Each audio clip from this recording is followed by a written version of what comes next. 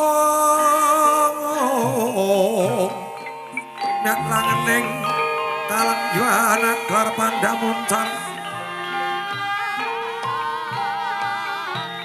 tinon ler kakoneng surep sorot betan padang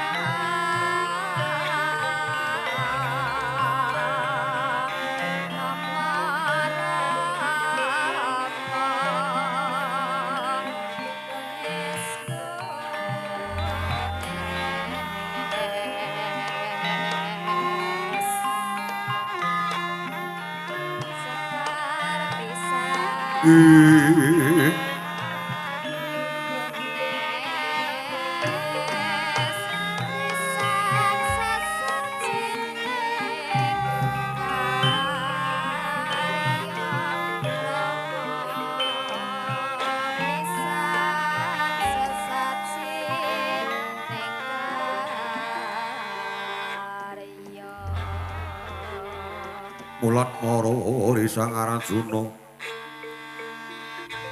es muniro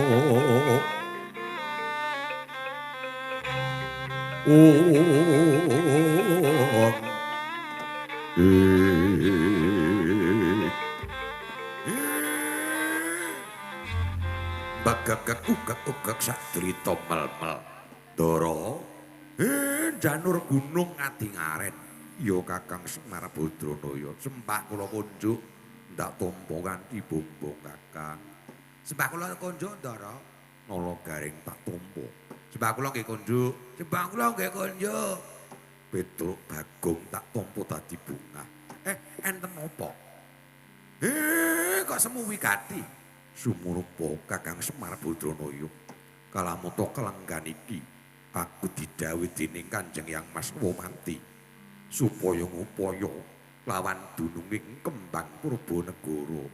Monggo aku durung mangerti Kakang Semar Badranaya.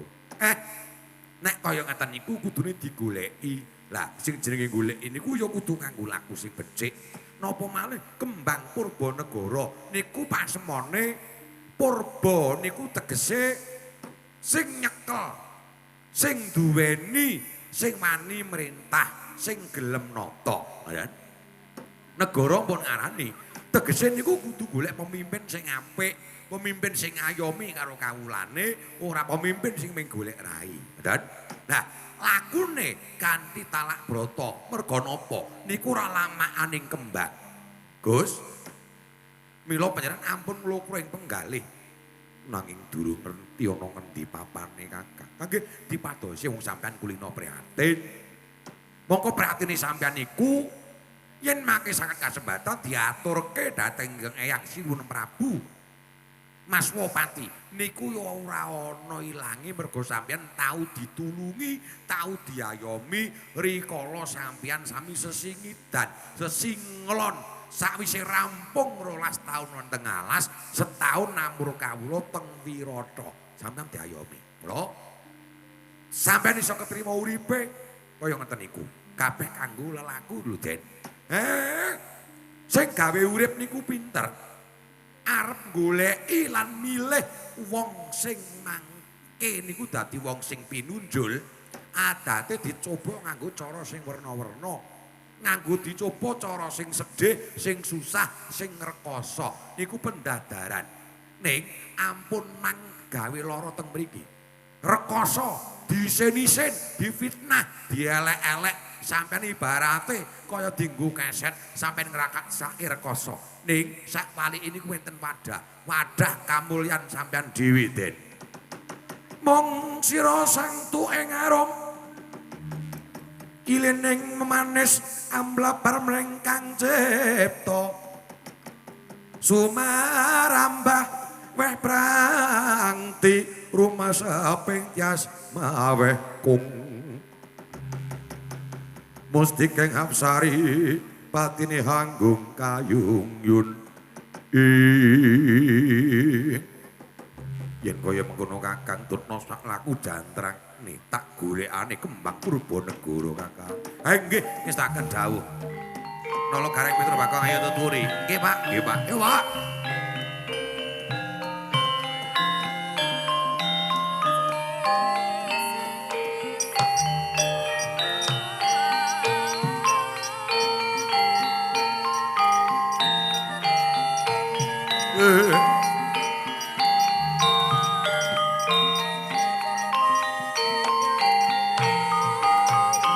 Samareka dan prayekna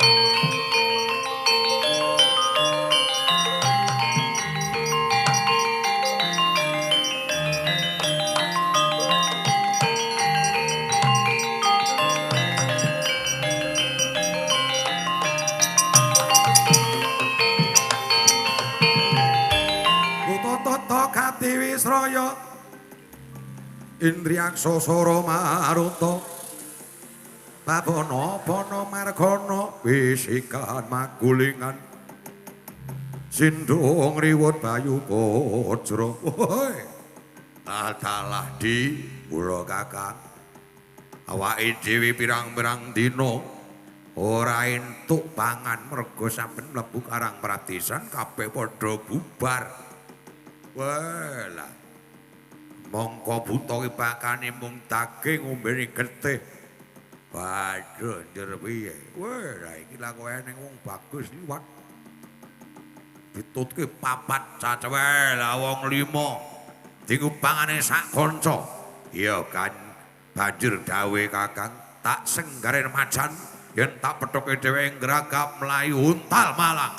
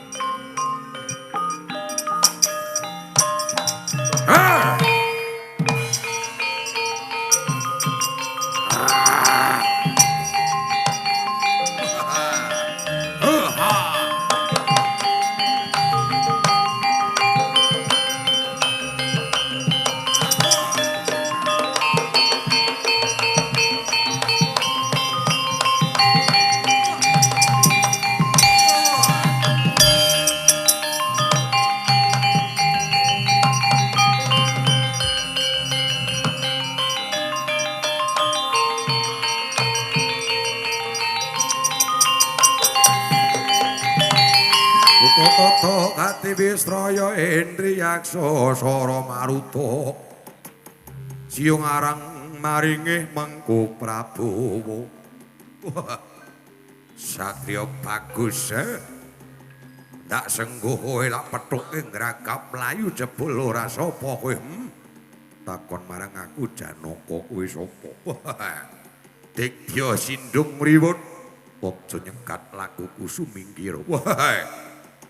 Malah kowe sing udu manut tak tadah tala mangsa, Gus. Sipating werjit bayi ento kapidak bangkil bakal waras penandang. Apa meneh Arjuna sembodo nugel janggane kelakon dadi panganmu sak kanca. Kokop getihmu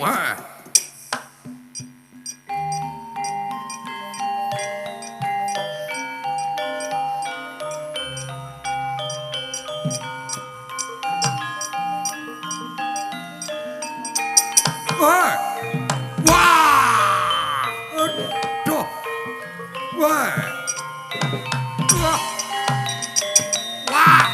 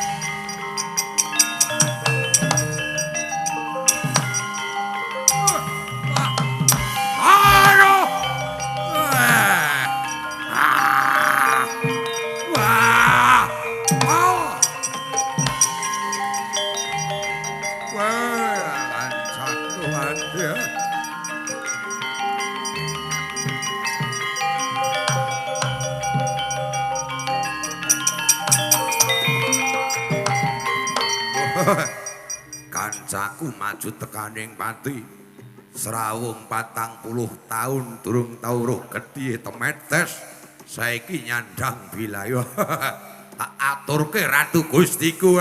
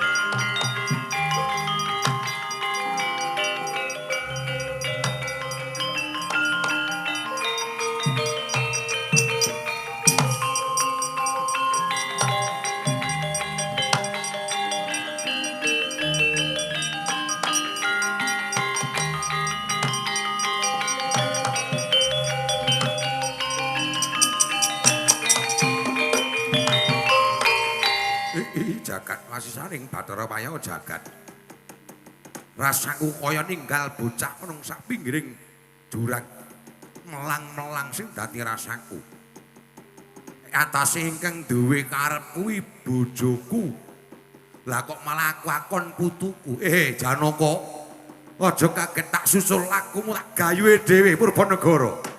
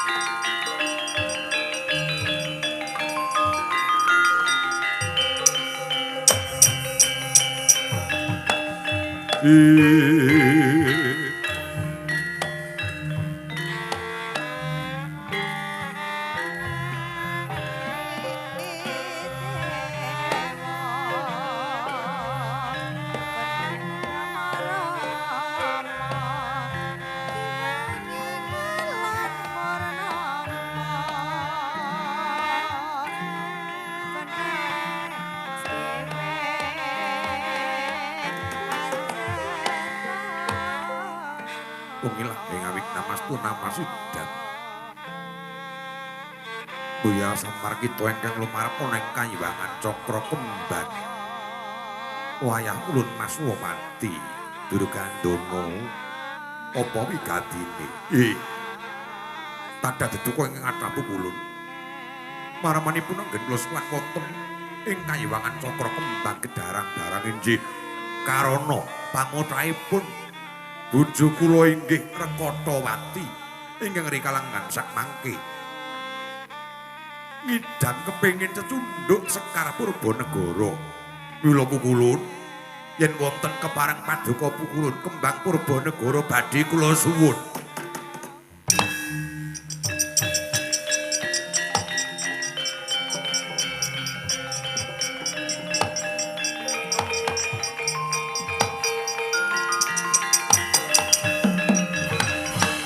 Lang-lang Indriya mangu-mangungkon kanwahan rimang lerena tanpa kanin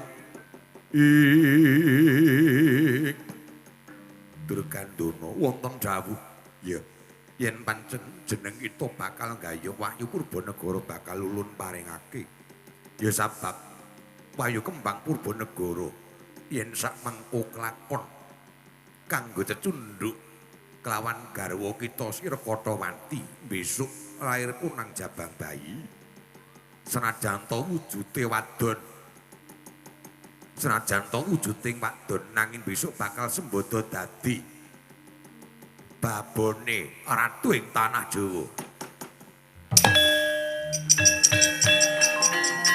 Aduh.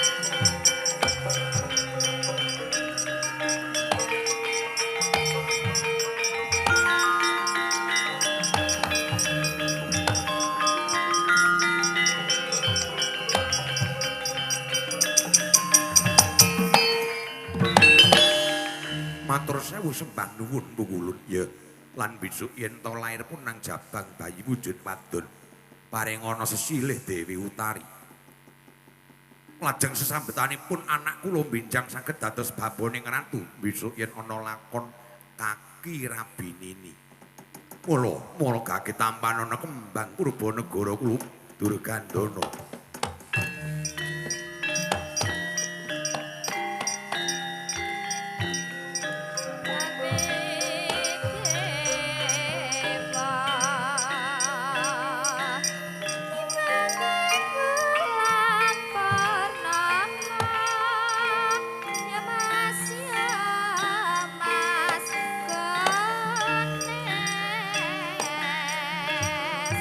Anjet tara limbah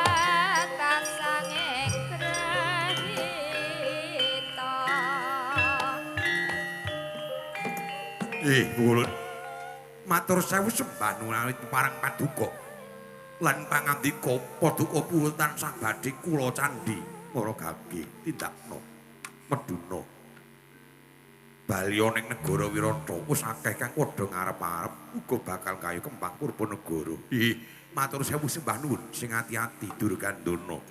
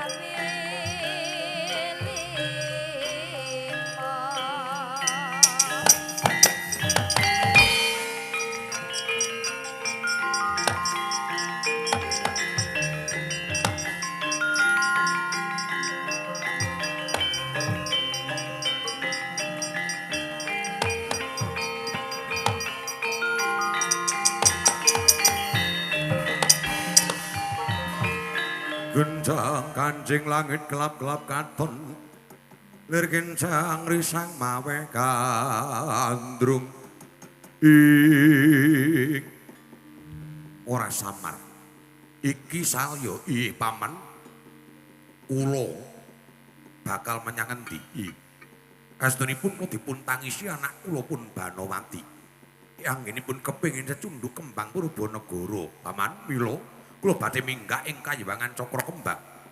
Sumurupa, nggih, yen to kembang Purbanegara, ingsun ingkang wis kuwawa nyuwun saka ngarsane pukulun Bathara Kumajaya. Aduh.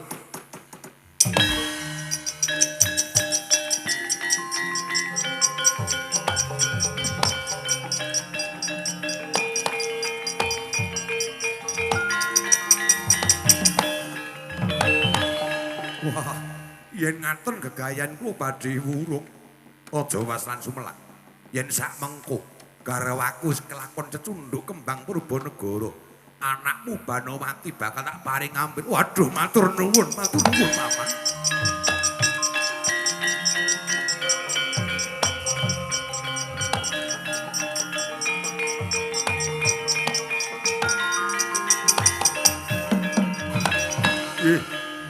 Sewu-sewu panuwun tanpa pepindhan katur dhateng paduka. Iya.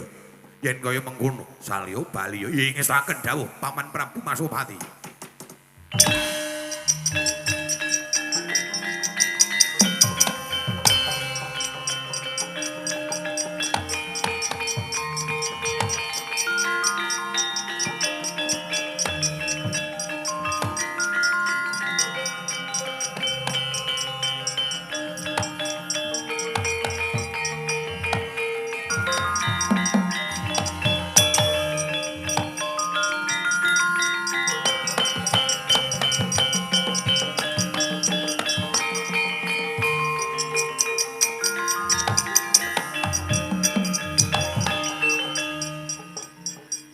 Lah iki malah Janaka inggih. Paduka lah kok lenggah wonten mriki. Eyang. Duna wonten dawuh. Melang-melang kaya ninggal jejabang ana sak pinggiring jurang.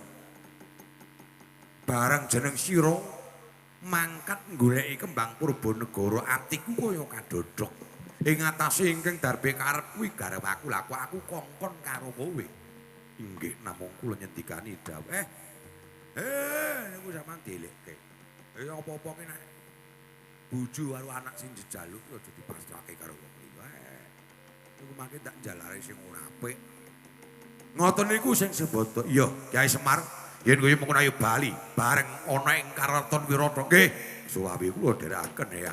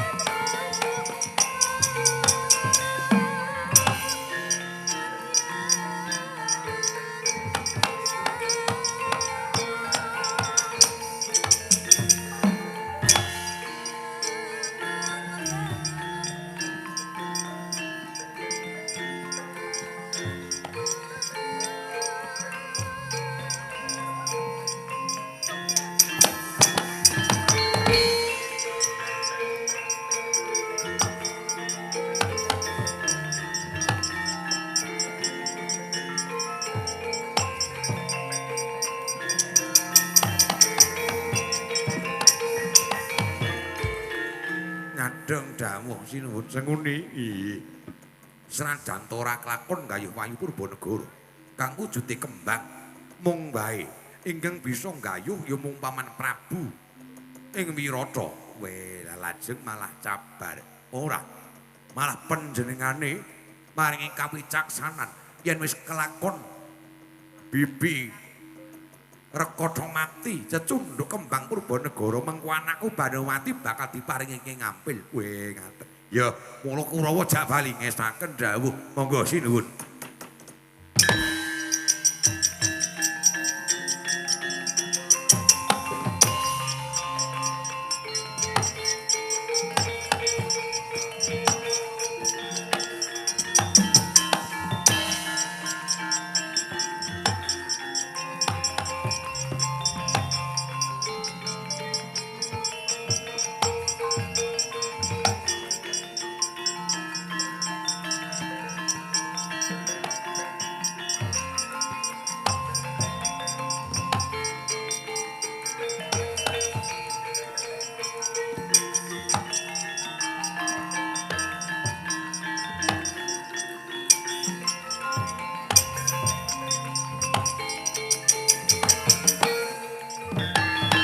Manudya ayu utama mangambar arum lir kusuma ing paduka kondur sungkem kula kandha sinuwun. Iya garwanipun Kakang Wong Ayu Yayi Dewi Rekatawati tak tampa pangestuku tampanana inggih kula pundi punapa ingkang dados panuwun kula saged kasembatan. Ya Yayi pandongamu lan saka sing dewa kang nyipta jagat sak isine pun Kakang bisa lan sembada mboyong kembang Purbanegara.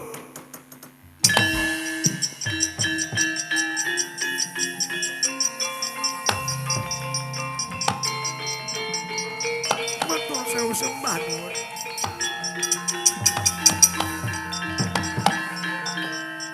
Ngaturaken kuing manuwun menika tandha tresna paduka dhateng kula. Ya. Arep aku wis tuwa. Anakku wis gedhe-gedhe. Nanging kowe isih diparingake ngrebini meneh. Lan dawuhe pukulun Kumajaya sesuk bakal nglairake wujude punang jabang bayi wadon. Lan supaya maringi tetenger utari. Para gage. Kembang iki gawene cundhuk sebab sapa wae kang bisa cundhuk kembang Purbanegara besok bakal dadi baboning ratu. Kacarita kinarya cundhuk kembang Purbanegara dening Sang Dyah Ayu Rekatawati. Eloke kawontenan kembang Purbanegara ical saking mestakane manjing wenten punang jabang bayi.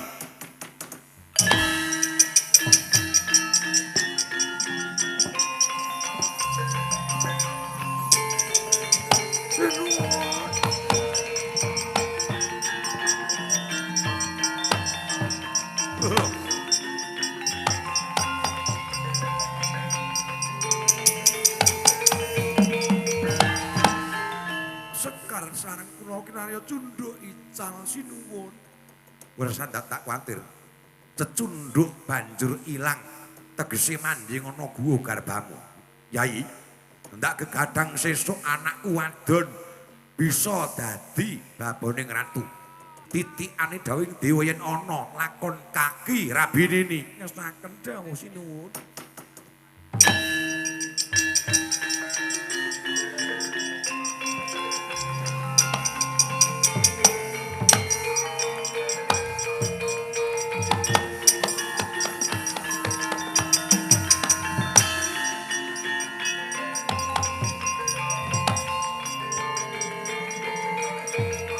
Talah.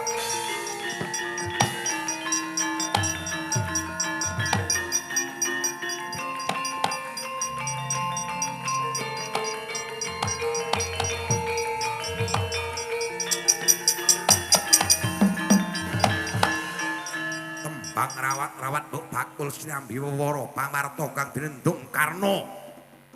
Negara Wirata Ratune Prabu Maswapati sing dadi tuwa-tuwaganing ratu ing tanah Jaya.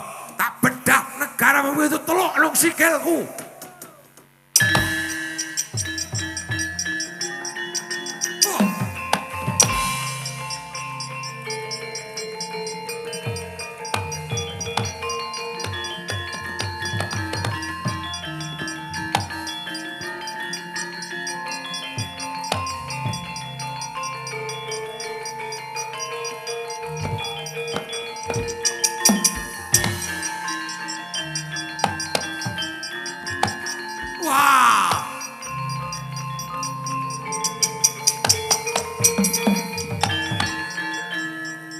Ana satriya gagah sapa kowe?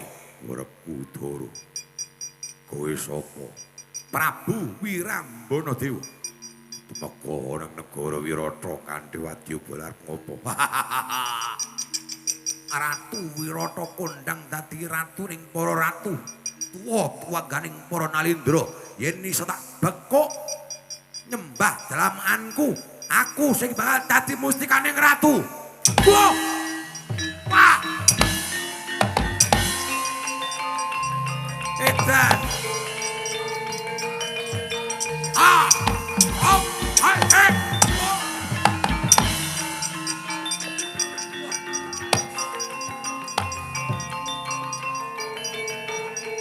Hai! Ah! Wah! Oh! Wah!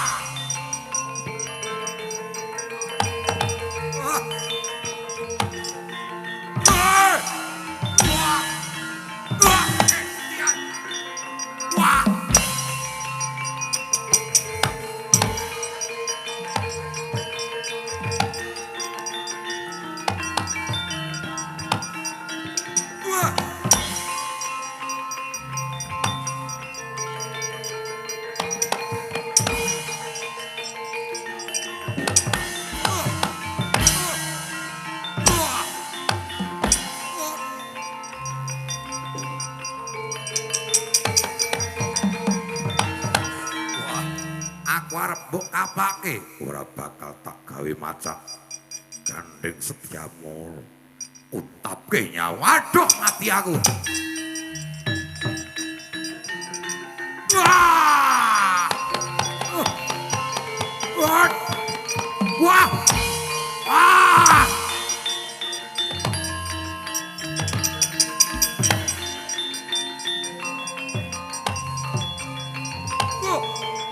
Waduh.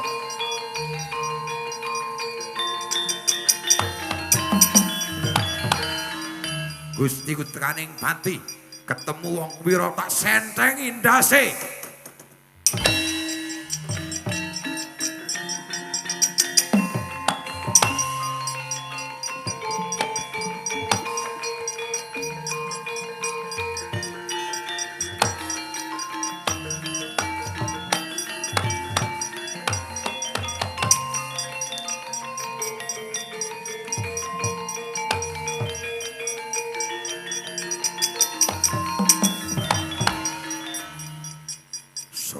Dasa Kumara. Kowe Werkudara. Wah, dalah. Belopati nyawa. Wah!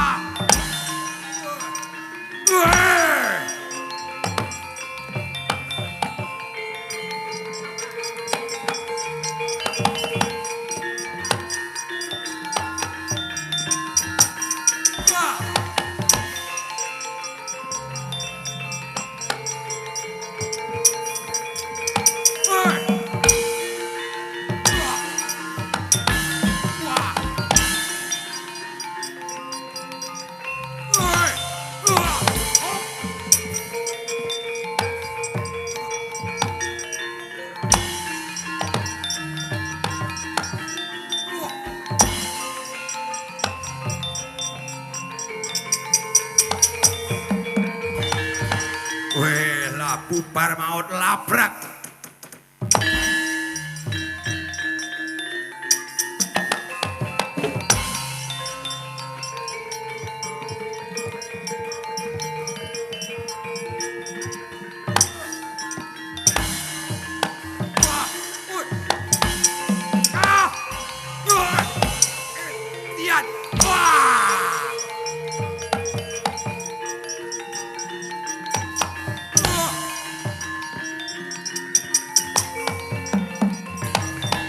rebut balung tanpa isi wadya bala gulung kendera kaman pongko Bali.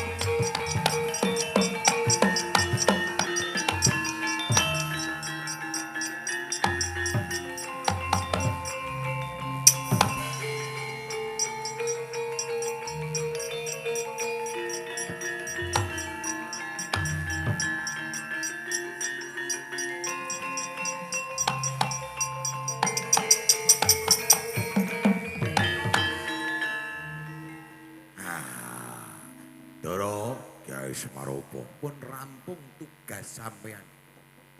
Iya Kyai Lemu nggih. Wis bali kok rene meneh. Kurang 50 tenan. Garenge kermun ini. Kurang 50 kok balik. Mila saking menika yen wonten lepat kula lan anak-anak kula ingkang nyuwunaken pangapunten nggih kathah. Den mugi sak rampungipun lelampan menika warga masyarakat ing Guwak mriki tansah pinayunganing Gusti Allah kaijabahan napa ing dados sedyanipun sembada ingkang jinangka jumbuh siswanto menika kakang kula. Apa? Jumbuh Kang Ginayuh. Arek ngono wae. Kalingan dulur lanang. Iya Kyai Semar Putrono ya. Nggih. Pun ngaten iki Gus. Sing ala diguang sing apik digoleki.